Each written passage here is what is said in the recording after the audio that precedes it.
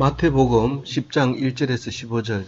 예수께서 그의 12제자를 부르사 더러운 귀신을 쫓아내며 모든 병과 모든 약한 것을 고치는 권능을 주시니라.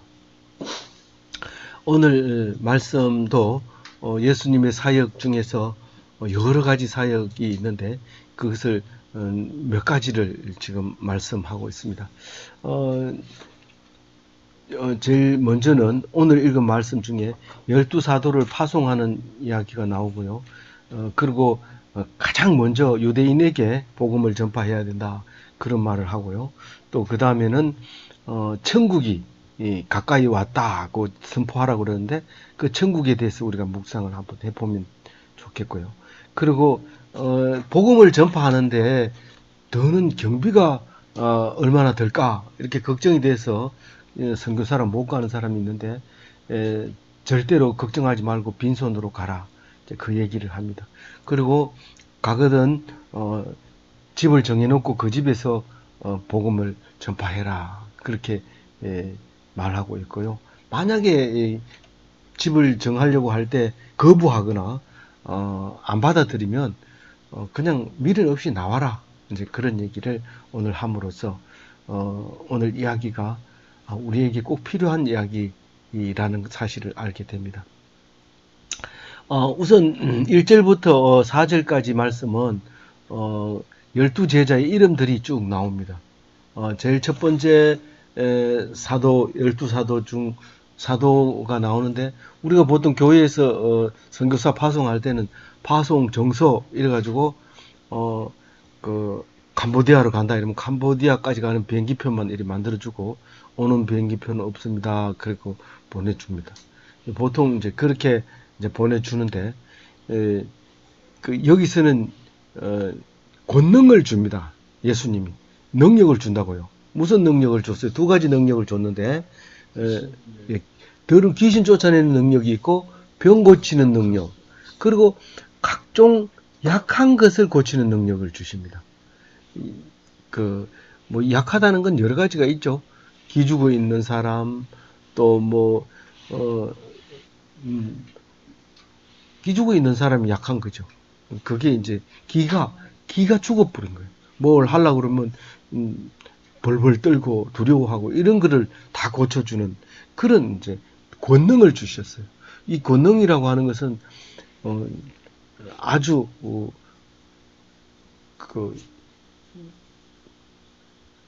권위를 가지고 있는 능력입니다.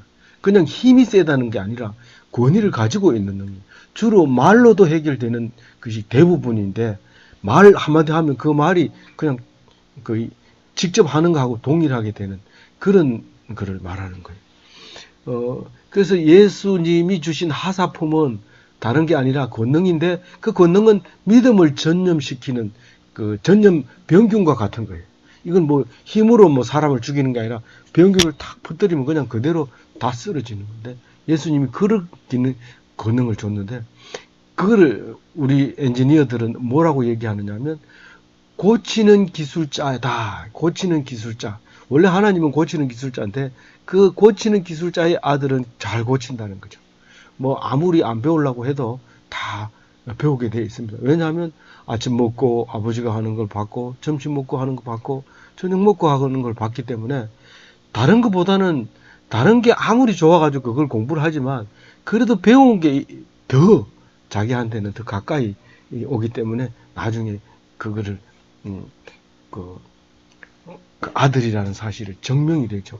그래서 술을 많이 먹는 아들이 나는 절대로 크면 술을 안 먹겠다. 그러지만은 아버지 죽고 나면 술 마십니다. 화가 나가지고. 그러면 뭐 그대로 닮아가면서 아버지가 이래서 술을 먹었구나 이해를 하게 되죠. 그렇지 절대로 안 따라 한다든가 그러지는 않습니다. 왜냐하면 아침 먹고 본 게 그거, 점심 먹고 보고 본 게 그거기 때문에 안 먹은 사람들은 그 말고 다른 못된 것들이 들어있기 때문에 그건 안 배우죠. 그런 점이 있기 때문에 우리는 너무 억지로 살려고 하면 못 살고 죽습니다. 억지로 사는 게 아니라 그냥 감사하면서 기분 좋게 왜 아버지가 술을 먹는지. 그럼 이럴 때는 이렇게 좋아서 먹는구나. 그럼 자기도 좋게 먹으면 아무 문제 없어요. 그건 뭐 하나님이 주신 음식을 그렇게 된다 안 된다 율법을 세워놓고 그러면 교회 나올 필요 없어요. 그 율법 지키면 돼요. 그리고 예수님이 그 사람을 부를 때 내가 사람을 낚는 어부가 되겠다 이러면서 그 고기 잡는 어부들을 불러왔거든요. 그런데 지금은 말하자면 이게 고기 낚는 이제 도구를 준 거죠. 도구. 그 전문인으로서의 이제 그걸 준 거예요. 그래서 그걸 가지고 나가서 말만 딱 하면 막 따라오게 이렇게 만들어 놓은 이제 그 사도 12명을 이제 그렇게 권능을 줘서 보냅니다. 첫 번째 사도는 당연히 이름이 누가 나와요? 베드로가 나옵니다. 그래서 지금 세계에서 가장 큰 성 베드로 성당, 베드로 성당 이래도 될 텐데 성이 덜 차니까 성 베드로 성당 그렇게 해요. 그 신성 로마 제국이 성이 나는 새로 생긴 성자인 줄 알았는데 그게 이제 여기서 말하는 성이에요. 홀리. 예, 그게 그 독일이 맨 처음에 생길 때 신성 로마 제국이라 해가지고 독일이 프랑스에서 독립해가지고 그렇게 왕권을 가지고 있다가 이제 나중에 독일이 이제 되는 거죠. 그러니까 종교 개혁도 독일에서 일어나는 거죠.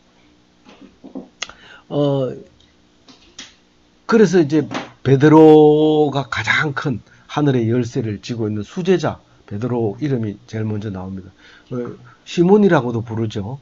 그리고 시몬이 전도될 때 고기 잡고 있는데 동생 안드레가 와가지고 형 이게 우리를 그 구원하실 분이 오셨는데 이래가지고 베드로가 따라갔어요. 그물을 내던지고. 이 안드레는 그러면 동생 안드레는 어떻게 그 베드로를 전도했냐면 안드레는 원래 요한의 제자였어요. 이 뒤에 있는 사도 요한과 안드레는 세례 요한의 제자였는데 세례 요한이 예수님을 보더니만은 이 내보다가 먼저 오신 분이라고 이렇게 얘기를 하는 거예요. 그렇게 얘기하니까 이 두 사람이 막 말이 떨어지자마자 예수님 제자로 가버린 거예요. 그래서 안드레하고 요한이 먼저 갔는데 안드레가 베드로를 먼저 불러오죠. 그러고 나서 이제 요한이 가서 이제 형 불러가지고 오는데 그 형 이름이 뭐래요? 야고보예요. 근데 이게 야고보와 요한은 형제인데 4인방 그러면 베드로, 안드레, 야고보, 요한 이런데 이 꼭 성경에서는 그 베드로, 야고보, 요한 이렇게 나와요. 그래서 안드레는 쫙 빠져요. 그래서 3인방 이러면 베드로, 야고보, 요한 이렇게 나와요. 그 이제 요한은 야고보의 동생인데 엄마가 대단해요. 아마 엄마 이름이 거기 살로메라고 하는데 이 살로메라고 하는 엄마가 아주 치맛바람이 세요. 그래서 두 형제가 예수님 앞에 가가지고 그 말씀을 듣고 이러니까 그 여자가 가서 예수님 우리 아들은 하나들은 오른편에 하나들은 왼편에 세워주세요. 이렇게 얘기하는 거예요. 그게 다른 제자들이 발끈해가지고 난리가 나서 그 소리 듣고 그랬는데 실제로 그 엄마가 원하는 대로 그 두 아들은 예수님 우편에 좌편에 서게 됩니다. 야고보는 예수님 우편에 어떻게 서게 돼요? 예수님이 뭐라고 얘기해요 그때? 예수님이 내가 가는 길이 무슨 길인지 알고 그렇게 말하느냐? 올 수 있느냐? 갈 수 있습니다. 그러니까 나를 따라 오겠지만 그러나 그것은 내가 하는 게 아니라 하나님이 하신다 하는 이 분이 따로 있다 그렇게 얘기를 합니다. 근데 실제로 그래 됐을까요? 안 됐을까요? 실제로 그래 돼서 야고보는 그 스데반이 먼저 죽기는 하지만 야고보는 그 왕이 그냥 목을 쳐버립니다. 제일 먼저 칼로 쳐서 순교를 하게 되죠.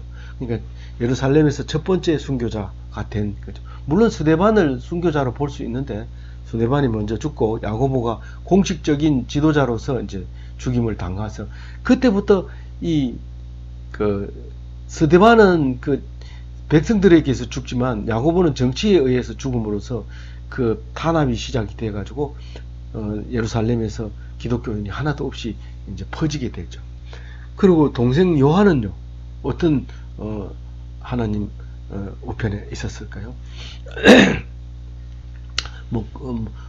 역학적으로 따지면 좌편이라고 봐도 되겠지만, 어쨌든 그런 말을 보면은, 요한은 요한복음을 쓴 사람, 요한 1, 2, 3서를 쓰고 또 요한계시록을 쓴, 아주 오랫동안 살아서 어머니 마리아를 모신, 밤모섬에서 유배 가서 그렇게 살았던 사람, 그 두 사도가 그렇게 이름을 날리게 되고, 베드로는 처음부터 수제자로 그렇게 길러졌고, 그래서 이 세 사람이 그 예수님의 큰 기둥이었던 거죠.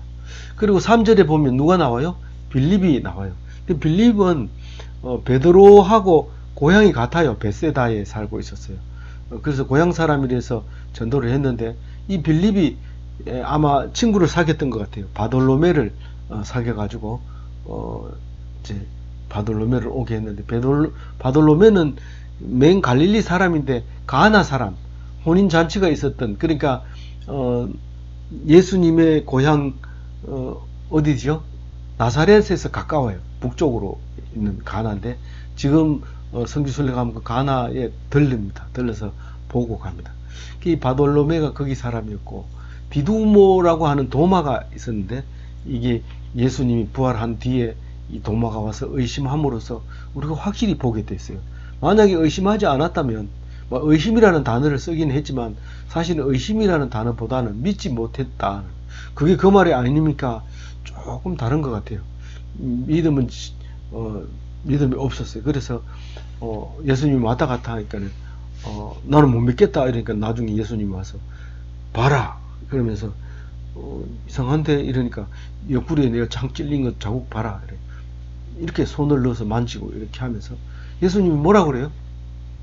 그때 보지 않고 믿는 자가 복이 있다 그렇게 얘기합니다.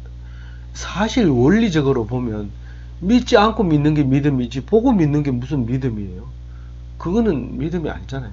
우리가 안 보고 믿는 것을 믿음. 그러니까 사람들이 믿는 사람들에게는 그냥 놔두지 않습니다. 전부 너 거짓말이야, 그거 썩는 거야, 뭐 네가 어떻게 알아, 뭐 계속 이렇게 하는데, 어떻게 아는 게 아니라 믿음으로 아는 거지. 믿음으로. 나는 못 믿겠다. 못 믿으면 뭐 니는 하나님 믿음을 안 줬는 모이다. 그렇고 배제하면 돼요. 근데 그거를 왜 못 믿냐, 믿음은 복이 있다 그러고 막 따지고 막 이렇게 억지로 그렇게 할 필요는 없습니다. 하나님이 믿음을 선물로 주는 거기 때문에. 아무도 안 믿고 나 혼자 믿는데 그래도 괜찮아요. 만약에 다 안 믿고 내 혼자 믿으면 어떻게 돼요? 그때 예수님하고 똑같은 거예요. 예수님은 아무도 사실상 안 믿었을 때 믿은 거예요. 그래서 예수님이 부활하고 난 다음에 그 다음에 기독교인이 생긴 거지, 그전에는 기독교인이라는 자체가 없었어요. 그러니까 예수 그리스도교라는 것은 그리스도가 제일 먼저 믿었다는 거고요. 그 다음 사람은 따라한다는 거예요. 그러니까 이제 그 다음에 마태가 나오죠. 마태는 세리였어요. 이 마태복음을 쓴 마태예요. 지금 마태복음 읽고 있죠. 예. 그래서 가버나움에 있는 세관에 있었을 거다라고 생각해요. 그래서 예수님이 3년 동안 공생애를 살았던 가버나움 그 부근에 세관이 있어서 거기에서 이제 세리를 하고 있었던 때, 이름이 원래 레위였어요. 그랬는데 이제 마태로 이렇게 등장을 합니다. 그리고 야고보가 또 있는데 작은 야고보라고도 해요. 이거는 동생 이름도 비슷해요. 요새라고 하고, 요셉은 아니고 요새고, 형은 야고보고, 이 모친 이름은 마리아예요. 마리아인데, 그 예수님이 부활하실 때 다른 마리아 말할 때 이 마리아가 아마 옆에 있었던 것 같아요. 부활한 뒤에 다른 마리아도 있었더라 이렇게 할 때. 그리고 다데오가 있는데, 이 다데오는 뭐 거의 이름이 잘 안 나옵니다. 근데 이 이름을 유다라고 불렀던 다데오인데, 그 아버지 이름이 야고보예요. 이 세 사람의 야고보가 나오죠. 큰 야고보, 작은 야고보, 다른 야고보, 이렇게 세 야고보가 나오는데, 이 사람은 다른 야고보의 아들이었던 것이죠. 그 다음에 이제 시몬이라는, 또 시몬이, 베드로도 시몬이지만 또 시몬이라는 이름을 가진 제자가 하나 있었는데, 셀롯이라고 해가지고 셀롯 당이라고 해가지고 그 현 정권을 반대하던 그런 당이 있었는데, 그 당에서 왔다고 해가지고 셀롯 시몬이라고 불렀어요. 근데 이게 가나안인이라고 다른 번역에는, 옛날 책에는 가나안인이라고 번역을 했는데, 우리 개역 개정에는 가나나인이라고 했어요. 그래서 이게 오타였나 그러고 봤는데, 성경은 오타가 없습니다. 있으면 안 됩니다. 그래서 이게 가나나인은 원어를 보니까 가나니테스라고 했어요. 가나니테스. 이 가나니테스라는 게 가나나 사람이라는 말인데, 그 개역 한글에는 가나나인이라 했지만 가나나테스라고 하는 것은 그 유다의 별명이었다라는 거죠. 이제 유다가 아니고 시몬의 별명이었다라는 거죠. 그렇게 12명을 이제 이름을 불러줍니다. 그리고 한 사람 더 있죠. 12명 중에 제일 마지막에 누구요? 가룟 유다. 가룟 유다는 예수를 판 사람으로 유명하지만, 다 우리 사실은 예수님을 팔아요. 나 교회 다닙니다. 그러면 나 신앙 좋습니다. 나는 장로입니다. 이러면 예수를 파는 거예요. 그런데 우리하고 가룟 유다하고 뭐가 다를까요? 이 가룟 유다는 끝까지 예수님이 오신 목적을 모르고, 예수님의 사랑을 모르고, 예수님이 뭘 믿음으로 누리는 천국을 몰랐어요. 모르고 그만 죽어버려요. 그 목 매기 직전까지만 알아도 목을 안 매고 살 수 있을 텐데, 목을 맬 때까지도 끝까지 예수를 모르고 그냥 달려주고. 제자인데요. 제자래도 그래요. 근데 이 가룟 유다는 잘생겼어요. 아주 멋있게 생겼는데, 그럼에도 불구하고 이제 죽는 거예요. 근데 예수님하고 아주 가까이 있으면서 천국을 보지 못하고 예수님을 알지 못한 두 사람이 있는데, 그게 가룟 유다하고 또 누굴까요? 세례 요한이에요. 세례 요한은 여자가 낳은 자 중에서 가장 큰 자지만, 천국을 보지 못하기 때문에 천국을 본 사람 중에서 가장 작은 자라도 요한보다 크다고 얘기를 했어요. 이제 5절에 얘기합니다. 5절에 뭔 얘기해요? 너희들이 어디 가서 전도해야 되는지를 얘기하고 있습니다. 이것은 가장 선교사들이 들어야 될 말 중에 한 개입니다. 제일 첫 번째로 유대인에게 하라는 거예요. 제일 유대인에게. 유대인은 징계를 받아도 제일 먼저 받고 축복을 받아도 제일 먼저 받아야 돼요. 근데 예수님이 오셔서 구원 받으려면 유대인이 제일 먼저 받아야 돼요. 그래서 유대인에게 가래. 다른 데 가지 말고 너희들은 유대인들에게 가라. 그럼 이방인에게는 전도를 안 합니까? 온 천지에 전도하라 그래가지고 사도 바울은 이방인에게 전도하잖아요. 그리고 사마리아 땅에 가지 마라 해놓고 예수님이 직접 사마리아 수가성 우물가에 가서 여인에게 복음을 전하잖아요. 그러니까 이건 하지 말라는 게 아니라 제일 제일 먼저 해야 될 게 유대인에게 가라는 거예요. 그래서 뭐라고 얘기해요? 이스라엘 집의 잃어버린 양에게로 가라 이래요. 이스라엘의 집 중에서 잃어버린 양이 있는데, 하나님을 모르고 불행하게 사는 사람, 그 사람들을 찾아가서 복음을 전파하라는 거예요. 그리고 예정되어 있는 사람이 있어요. 유대교에서 기독교로 개종할 사람이 이미 정해져 있는데, 그 사람을 찾아가서 전도하라는 거예요. 사도 바울도 사실은 그 로마서에 보면, 내가 예수 그리스도에게서 끊어질지라도 유대인이 예수 믿으면 그 일을 행하겠다. 그래 얘기를 하는 거예요. 내가 만약에 예수님하고 끊어지고 유대인들이 다 믿는다면 나는 그 길을 택하겠다. 이 말을 하는 거예요. 그렇게 바울이 그러면서 결국은 이방인에게 전도를 하게 되죠. 그러면서 여기 6절에 보면 오히려 유대인에게로 가라 이런 말을 할 때, 오히려라는 말이 이 말론이라는 히브리 말인데 이 우선적으로 이렇게 번역해야 돼요. 가장 우선적으로 유대인에게 가라. 그런 얘기예요. 그래서 우리는 장자가 돼요. 장자. 우리 집에서 나 혼자 믿으면 내가 장자고, 우리 직장에서 내 혼자 믿으면 내가 장자고, 내 친구들 중에서 내가 믿으면 내가 장자고, 그렇게 돼 있는 거예요. 그 장자는 벌을 받을 때도 가장 먼저 받고 축복을 받을 때도 가장 먼저 받는다는 사실을 알아야 돼요. 그래서 누가 때리면 왜 나만 때려? 장자는 그런 얘기하면 안 돼요. 왜 너만 그래요? 네가 맞아야 다른 사람은 안 맞을 수 있고, 네가 맞고 나서 다른 사람도 맞는다. 그런 얘기를 하는 거예요. 알겠죠?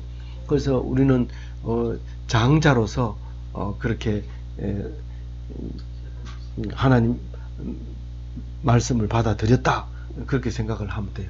근데 이제 중요한 얘기를 합니다. 오늘 이제 신학적으로 아주 중요한 말을 하는데 7절 이거 같이 읽어봅니다. 가면서 전파하여 말하되 천국이 가까이 왔다 하고, 천국이 가까이 왔다고 하면서 뭐를 하느냐 하면은 병든 자를 고쳐주고 죽은 자를 살리고 나병 환자를 깨끗하게 하고 귀신을 쫓아내고 이렇게 하면서 천국이 가까이 왔다는 거예요. 근데 지옥에 가면 병든 자도 그대로 있고 죽은 자도 죽어 있고 나병 환자도 그냥 사람처럼 살지 않고 귀신이 들려가지고 사람처럼 살지 않고 이렇게 사는 게 그게 지옥이에요. 천국이 아니고. 그걸 다 고쳐지면 어떻게 돼요? 천국이 되는 거예요. 그래서 천국은 뭐예요? 죽으면 가는 거라고 생각을 이때도 예수 믿는 사람 유대인들 다 그렇게 생각했어요. 천국에 가서 내가 각시가 5명이 있었는데 천국 가면 누구하고 결혼해요? 뭐 이런 얘기하는 거예요. 너희들이 진짜 오해를 했다. 큰 오해를 했다. 그러면서 뭐라고 그래요? 천국에는 시집도 장가도 안 간다 그래요. 이 천국이라는 건 살아있는 사람의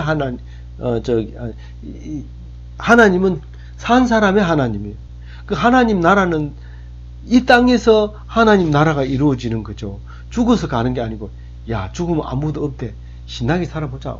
술 먹고 막 신나게 놀고 그렇게 하면 그거는 이 땅의 천국이 아니라 지옥이 도래한 거예요. 도래한 거예요. 그게 그 얘기를 지금 하고 있는 거예요. 천국은 병든 자가 고쳐지고 죽은 자가 살아나고 나병 환자가 깨끗해지고 귀신 들림 쫓아냈는데 술이 취해가지고 고주망태가 되면 그거는 지옥이에요. 그 자체가. 죽으면 가는 게 아니라 이 땅 위에서 하나님 나라가 이루어져야 돼요. 천국이 이루어져야 돼요. 그래서 예수로 인해서 얻은 평안의 세계가 하나님 나라예요. 믿습니까? 네. 그렇게 믿어서 천국이 이 땅에 임하기를 바랍니다. 하나님 나라 임하옵시고 우리가 날마다 기도하는데, 나라 임한다는 것은 하나님 나라가 이 땅에 임하게 해달라는 기도인데, 그 말은 내가 임금을 하나님으로 모시고 이 땅에서 평화롭게 살겠습니다. 그런 거예요. 내가 하나님을 임금으로 모신다는 것은 하나님을 믿는다는 거죠. 하나님 어디 있어? 이러면 그건 하나님 나라가 임할 수가 없어요. 하나님을 임금으로 모시면 그 다음에는 하나님이 평안하게 해줄 거예요? 안 해줄 거예요? 다른 거 걱정할 필요 없어요. 일본 놈이 쳐들어온다고 벌벌 떨 필요 없고 북한이 대포 쏜다고 해서 겁낼 거 없어요. 하나님이 왕이 돼 주셨기 때문에 하나님만 믿고 그냥 편안하게 있어요. 불안하거든. 하나님 불안합니다. 걱정 마라. 이러면 걱정 말고 있는 거예요. 그게 하나님 나라예요. 그게 이 땅에 와야 된다는 거예요. 그게 천국이 가까이 오고 있다고 지금 선포를 하라는 거예요. 아니, 천국이 왔다는데 나는 아직도 이렇게 아파요. 예수 믿으세요. 그럼 예수님 오셔가지고 다 고쳐주고, 안 왔더라도 권능을 받았기 때문에 바로 고쳐버리는 거예요. 그래요? 이러는 순간에 요자가 끝나면서 바로 나와버려요. 빛의 속도로 와서 고치는 거예요. 이 천국에 대한 그 개념을 확실히 안 가지고 있으면 절에 다닌 사람하고 그게 천국이나 극락이나 뭐 그게 아니다. 니는 천국에 못 가. 그 따로 해가 되겠냐? 나는 천국에 지금 살고 있어. 그러니까 하나님이 그런 소리 하지 말고 가만히 있어. 그럼 입 다물어야 되지. 막 떠들면 그건 또 하나님 나라가 안 됩니다. 왜냐하면 지가 대장이니까요. 지가 대장이면 천국이 안 돼요. 하나님을 대장으로 해야, 왕으로 해야 그게 천국이에요. 하나님 나라예요. 알겠죠? 9절 우리 한번 읽어봅니다. 너희는 전대에 금이나 은이나 동을 가지지 말고. 참 이 이야기도요 굉장히 중요합니다. 즉 그 위에 보세요. 너희가 거저 받았으니 거저 주라 이랬죠. 그죠? 너희가 거저 받았으니 거저 주라. 뭘 받았는데 뭘 거저 주라는 거예요? 내가 병을 고침을 받았으니까, 아니 뭐 베드로는 아프지도 않았는데 무슨 거저 고쳤다고요? 그저 병든 것만 병든 게 아니라 병든 사람이나 병들지 않은 사람이나 동일해요. 똑같은 은혜를 받은 거예요. 내가 중병에 걸렸다 살아난 거하고 똑같아요. 지금 병든 사람도 하나님 죽으면 죽고 살리면 살겠습니다. 아니 병이 안 들었던 사람도 하나님 죽으면 죽고 죽이면 죽고 살리면 살고 때리면 맞고 없으면 굶기고 안 주면 굶고 이렇게 하는 거예요. 그게 천국인데 그러니까 그 은혜로 살고 있는데 그 은혜를 공짜로 받았으면 공짜로 은혜를 베풀어야 돼. 병을 딱 고쳐줘 놓고는 뒤에 가가지고 기다리는 거예요. 뭘 기다려요? 병 고쳐줬으니까 돈을 내놔라는 거예요. 그렇게 하지 말고 공짜로 주라는 거예요. 그런데 공짜로 줬으니까 내가 금이나 은이나 동을 가질 필요가 없어요. 그 사람들이 어떻게 해요? 나에게 먹을 것을 제공해야 돼요. 그게 당연하다는 거예요. 그게 몇 절에 나와요? 9절 가지지 말고 10절 읽어봐요. 여행을 위해서 배낭이나 두벌옷이나 신이나 지팡이를 가지지 말라. 이는 일꾼이 자기의 먹을 것을 받는 것이 마땅합니다. 안 가지고 가는 이유는 내가 거기서 일하고 얻어먹는 게 아니죠. 당연히 먹는 거지만 내 몫이라고 챙기지 말고 주면 먹고 안 주면 굶고 이렇게 하라는 거예요. 근데 그 앞에서는 당당히 먹으라는 거예요. 그게 그 말씀을 선포하는 사람은 아무 일도 안 하고 먹습니다. 그게 무의도식이라고 하는데 아무 일도 안 하고 먹는 게 말씀을 가진 자예요. 말로 하는 거예요. 말로. 그래서 신도 없고 지팡이도 없고 아무것도 안 가지고 빈손으로 가서 말만 가지고 사는 거예요. 옛날에 봉이, 김선달 뭐 이런 사람들이 다 이제 그 말로 가가지고 뭐 얻어먹고 시 한 수 읊어 뿌리고 그 다음에 그거는 김사카 씨죠. 김선달이는 낙동강을 사기쳐서 팔아먹고 엄청 돈을 벌어가지고 웬 입만 가지고 그렇게 사는 거예요. 이런 근데 그거하고 같은 거 아니래요. 그거하고 전혀 다르죠. 이거는 사람을 살리는 거예요. 그거는 사람을 그냥 속여서 그냥 먹는 거지만 이것은 사람을 살려주고 자기는 먹는 거예요. 그래서 추수할 일꾼이 도시락 싸가지고 추수하러 가지 않습니다. 다른 일은 뭐 먼데 산에 간다든가 이럴 땐 꼭 도시락을 싸가지만 이 추수할 때는 도시락을 안 싸갑니다. 푸짐하게 그 추수했는 걸 가지고 먹게 됩니다. 근데 이거를 악용하는 거예요. 악용. 누가요? 이 로마에서 그 라틴 아메리카, 아메리카에 가가지고 땅을 정복할 때 우리가 너희들 하나님을 공짜로 소개했으니까 너희들이 있는 거 다 내놔라. 그래가지고 검을 강제로 캐고 사람을 말 안 들으면 죽이고 노예로 삼고 그렇게 나라를 엉망으로 만들어 버린 거예요. 그리고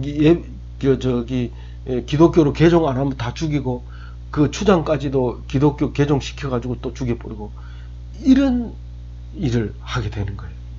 이게 성경을 안 가지고 가서 성경을 안 읽어서 그런지 모르지만 그만 한 가지만 알고 그만 다음 거는 다 놓쳐버린 거예요. 그래서 라틴 아메리카에 인디언들이 살고 있었잖아요. 근데 스페인 사람들이 가서 그냥 피를 섞어가지고 그냥 혼혈알을 만들어버려요. 그래서 인디오로 바뀌잖아요. 인디오가 돼가지고는 예수도 십자가를 들고 그 토속 신앙을 섬기러 산으로 올라가는 게 요새 남아 있는 거예요. 그걸 못하게 하니까 그런 일이 생기는 거예요. 사람도 두 가지 이 피가 섞여 있고 신앙도 두 가지로 섞여 있고 그런 상황에 이제 되어 있는 거죠.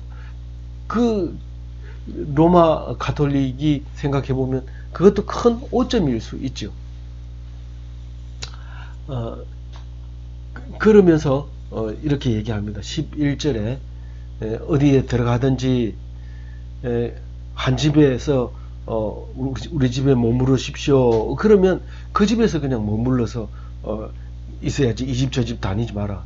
이 집 저 집 다니면 뭐가 돼요? 그건 거지가 되는 거예요. 근데 딱 한 집을 딱 정해서 하면 그 집은 뭐가 되는 거예요? 그 집은 교회가 되는 거예요. 그래서 교회를 정해놓고 사람들이 찾아올 수 있도록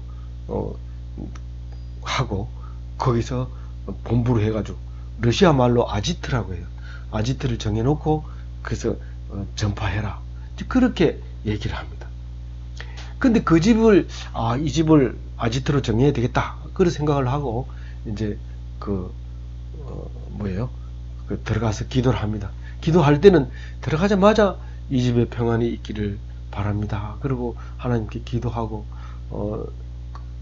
거기에서 이제 말씀을 나누고 여기 묵어도 되겠습니까? 그럼 누구라 이러면 내일 묵어도 되겠습니까? 이러면 된다 이러면 그럼 계속 묵어도 되겠습니까? 이러면 계속 그럼 그것을 이제 하는 거죠. 그런데 이제 만약에 그렇게 기도했는데 이 사람이 안 되겠습니다. 그러면 내가 참 편한 거예요. 내가 기도를 안 하면 가라 그러면 욕이 막 나와요, 입에서. 지난번에 사마리아에 갔을 때 사도 요한하고 예수님하고 가서 들어가려 하니까 거부하는 거예요. 들어오지 못하게 하는 거예요. 여기 어디 뭐 유대인들이 들어온다고 막 사마리아에서. 그러니까 예수님 가자. 딴 데로 가자. 이러니까 아니 저기다가 제가 명령해서 불을 내리게 할까요? 뭐 이렇게 하니까 그렇게 하지 마라. 예수님이 그렇게 하지 마라. 기도를 하고 했으면 내 마음이 편한 거예요, 오히려. 기도해가지고 평안히 그 집에 들어가면 오히려 내가 미안하잖아요. 참 하나님 감사합니다. 이 사람들이 나를 이렇게 좋게 해서 받아들이게 해주셔서 감사합니다. 이런 편한 마음으로 갈 수 있잖아요. 그런데 거부하지도 한 정도가 아니라 막 화를 내면서 난 너희들 말 듣기 싫다. 그것도 말하지 마라. 이렇게 하거든. 그냥 나오라는 거예요. 그 성에서. 그 동네 들어가지 말고 그 성에서 나와가지고 발에 먼지를 떨어버리라. 먼지가 뭐예요? 미련을 떨어버리라. 미련, 먼지. 미련하고 먼지하고 같은 말인가 봐요. 그걸 떨어버려. 그걸 붙들고 이제 쩔쩔매고 하지 말고 발을 탁탁 털어버려. 그렇게 얘기를 하고 있어요. 알겠죠? 네. 그래서 영접 아니한 자의 성에 대해서는 반드시 심판을 하게 되는데, 옛날에도요, 우리 자랄 때 저는 이제 중학교 졸업하고 고등학교 들어가면서 예수를 믿기 시작했지만, 이제 그 전에 어릴 때 집에 이렇게 앉아 있어 보면 밖에서 똑딱똑딱 두들기면서 연불하는 소리가 들려요. 그러면 이렇게 길쌈하다 말고 연불하는 소리가 들리면 바로 준비를 창고에 들어가서 바가지로 이렇게 퍼서 쌀을 갖다가 나오면은 스님은 아무 말도 안 하고 계속 연불합니다. 계속 연불하면 이제 어떤 경우에는 보통 연불이 다 끝날 때까지 그 쌀 바가지를 들고 이렇게 있다가 이렇게 주는 수도 있고, 대부분은 이제 가서 쌀 바가지 옆에 이렇게 주머니가 있어요. 둘러맨 그 가방 옆에 주머니가 있어요. 거기다 쌀을 부어주기도 하고, 어떤 사람은 부어놓고 연불 다 끝날 때까지 기다리고 있어요. 근데 차츰 세월이 바뀌어가지고 이제 교회 아들이 교회 간다 그러고 이러고 이런데, 그리고 똘중도 많이 생겼어요. 그래가지고 절도 없으면서 성복 차려가지고 연불 뭐 어디 가서 나무아빈 타불 간센부사 그거밖에 못해요. 그것만 가지고 계속 이렇게 두드리는데 미워가지고 안 나가고 가만히 있어요. 그러다가 보통 한 두 번 하면 나오면은 받아가지고 연불 외우지 않고 바로 가버렸거든요. 그런데 그건 똘중인 거예요. 그럼 저 사람 또 왔더니 또 왔다 이러면서 안 나갑니다. 그러다가 계속 그만 계속 하다가 이 사람이 이제 화가 나는 거예요. 연불하면서 안 나오니까 나올 때까지 두드리는데 나와가지고 문 열고 우리 교회 다녀요 이러면 거기서 욕을 막 합니다. 긴장 얘기하지 여태까지 기다렸잖아 이러면서 막 욕을 하면서 그렇게 하는 거예요. 그러니까 그런 일이 있었 거예요.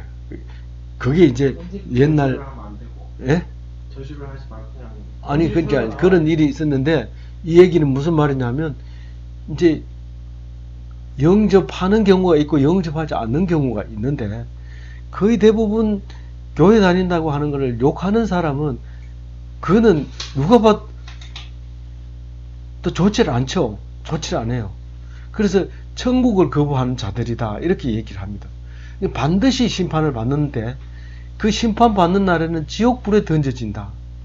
근데 예를 들어서 그 스님을 그렇게 해서 보내서 교회 다니면 괜찮은데 교회 안 다니면서 거짓말로 나 교회 다녀요 이러면서 보내버렸다 하자. 그러면 불안한 거예요. 교회 안 다니면서 거짓말 했는데다가 그 사람이 가가지고 욕을 하면 저주를 우리가 받을 것 같아. 그래가지고 막 벌벌 떠는 거예요. 근데 그 멸망하는 것이 소돔과 고모라가 멸망하는 것보다 더 쉽게 멸망한다는 거예요. 소돔과 고모라가 멸망할 때는 어떻게 멸망했냐면요. 그 사해 남쪽에서 지진이 일어나서 이제 그 땅으로 꺼지는데 유황불이 막 하늘을 날고 막 그러면서 땅이 자취를 감춰버리는 거예요. 그걸 찾겠다고 지금 학자들이 막 뒤지는 사람이 있는데 그게요 3000년 지나면 다 변해버리기 때문에 아무리 기술이 좋아도 그걸 못 찾아요. 거의. 물론 이제 구석에 어디 혹시 남아있는 게 이제 그런 걸 찾기는 하겠지만은 이제 어쨌든 그런 소돔과 고모라 보다가 더 쉽게 망하게 될 거다. 지옥에 가게 될 거다. 심판 받게 될 거다. 그러는 거예요. 근데 이제 선교사의 입장에서는 이 말씀이 굉장히 위로가 돼요. 세 군데 갔는데 다 거부해요. 오늘 저는 굶게 생겼어요, 하나님. 이렇게 할 때 하나님이 그래, 네가 더 힘을 내라. 반드시 이 영접하는 사람이 있다. 그리고 영접하지 않는 사람은 어떻게 해요? 그렇게 미워 죽겠는데 그 사람은 심판을 받는다. 이게 꼭 그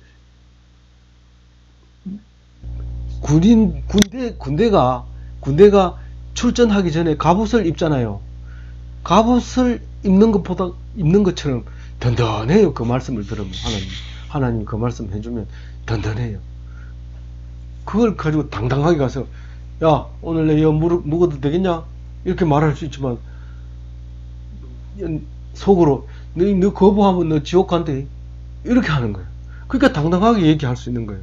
그 군사가 갑옷을 입은 거하고 마찬가지. 만약 이 갑옷을 안 입고 나가면 때리면 맞아버린 거예요. 여기 투구를 안 쓰면 때리면 맞아버리고 죽어버리고 그렇게 되는 거예요. 그래서 이 말씀이 돈으로 주고 갑옷을 입는다고 해도 이렇게 든든하지 못해요. 돈을 주고 철모를 든든한 거 산다 해도 이거보다가 더 비싼 철모를 살 수가 없어요. 그래서 말씀은 금보다 귀하고 철보다 강하고 갑옷보다도 든든한 게 말씀이에요. 에이 그게 쏘고 눈에 보이지도 않는데 그런지 안 그런지 어떻게 하냐. 그건 믿음이 없는 거예요. 그거는 돈이 가치가 없는 거예요. 그거는 썩을 뿌릴 거고 지옥 갈 말이에요. 그러니까 이 말씀을 믿어야 돼요. 그 믿음으로 시시하게 살아야 돼요. 엄청나게 귀하게 살아야 돼요.